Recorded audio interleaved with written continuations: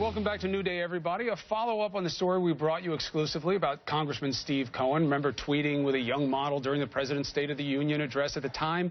He thought the woman, Victoria Brink, was his daughter. We worked with the pair to get a paternity test and discovered he is not her biological father. Well, good surprise for us. Congressman Cohen joining us now. Sir, appreciate you taking the opportunity to be here. You're welcome, Chris. So where is your head and your heart in this situation at this point? Well, they're both in a state of flux. I mean, I've was ecstatic to know that I had a daughter, and Victoria and I were working on a relationship. It had been 3 years plus, and I had visions of her being my heir and going to her wedding and having grandchildren and all those things and loving her. And she's the most lovable, sweetest person in the world. We'll still have a relationship. Obviously, it won't be the same because she's not going to have my grandchildren, and she's not my child. But I still care about her greatly. So it was heartbreaking and devastating, and I've just been crushed. And I know she has been too. It's been difficult for her, but she's with her father, and I told her that's the best thing. He raised you, and you're with your father, and you probably landed in the right spot. And she has been great through all of this, and she's a special young woman. Mm-hmm. She's figuring out what she wants to do with her life.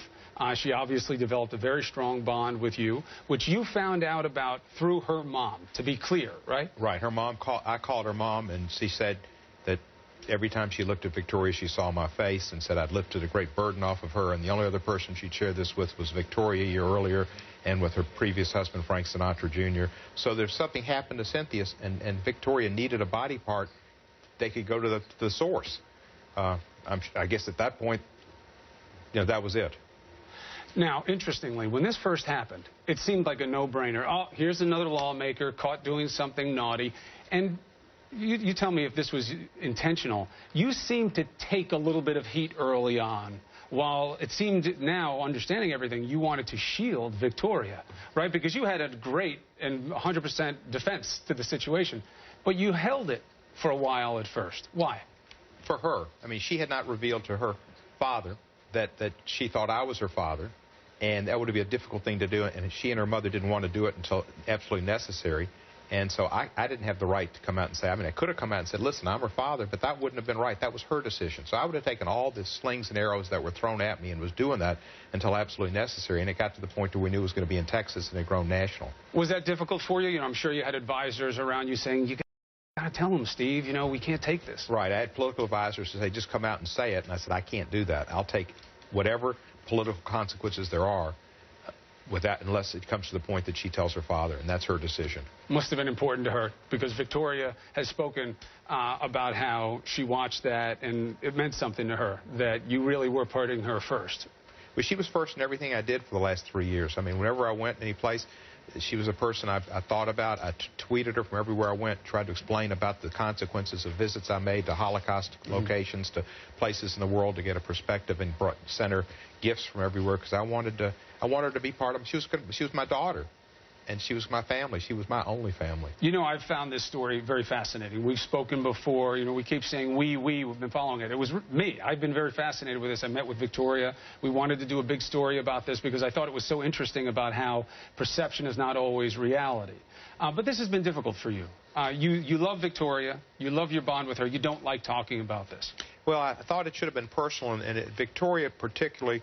At first, there were a lot of barbs thrown at her because she's beautiful, and there were all these suggestions about sex, and that's the least thing. I mean, that's just absurd. And it's continued, and people make cracks, and the Internet gives people the opportunity, and bloggers want to be first with stories, and they didn't listen. And we tried to tell people there was nothing untoward, and they still have suggested, and even to this day they're suggesting things. And it just really, it's an indictment of society and people's minds, because it's a personal tragedy for me. It's a drama for situation, and it's been such for Victoria, and we just need to go on with our lives. Yeah, and I want to just make sure that the record's clear. You didn't like something you thought we selectively edited.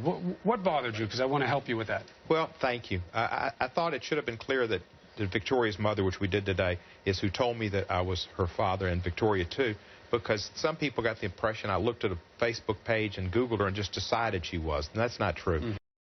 Second thing, obviously there was nothing creepy about my tweeting her from the State of the Union. I will never take my iPod to the State of the Union again. But I was just so ecstatic that she was watching the State of the Union because she has other interests, and she was starting to get an interest in politics, and I was just ecstatic, and so I immediately responded. The perception was that it was creepy. Yeah. You know what I mean? That's because we didn't know it was your daughter. That's what we were talking about when we talk about the original perception. And when Victoria says, he's not my father, he's not my biological father, though you may share a bond, just to be clear, you're not her father in any definable way, right? I'm not, although she sent me a beautiful bouquet of flowers for Father's Day, and as sweet as she could be, and she said, you'll always be my father in some ways, and she sent me a nice card. And look, I know this touches you. I know this does. And even though the biology isn't there, the bond is. And that's something that I'm sure warms your heart as well. True, Congressman? Yeah. All right, you know what? I'm going to do something I almost never do with politicians.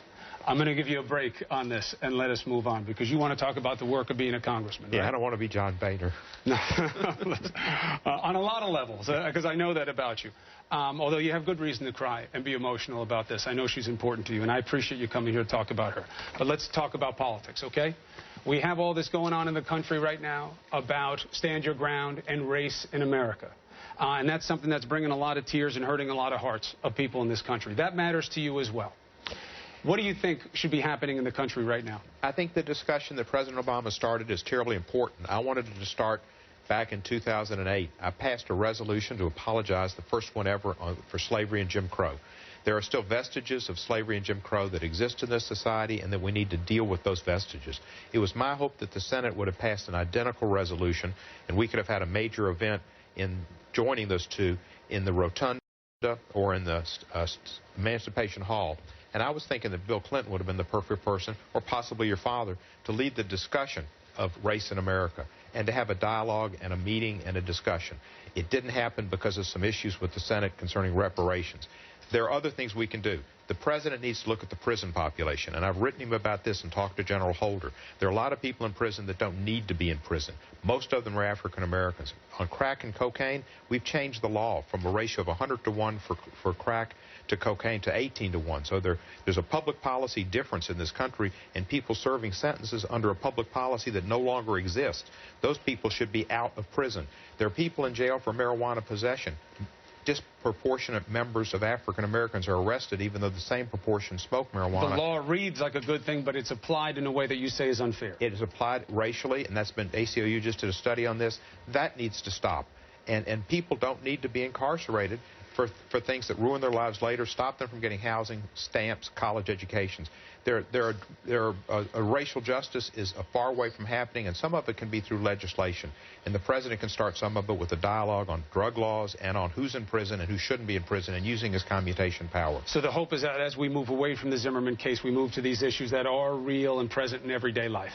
I hope we do. I don't know if the Republicans will. The Republicans have not worked on jobs bill, and jobs bills affect African Americans. They're in need of these jobs more than others. Unemployment's higher there. The sequester hurts African Americans more than anybody else, because they need public education, they need public health care, they need public social programs.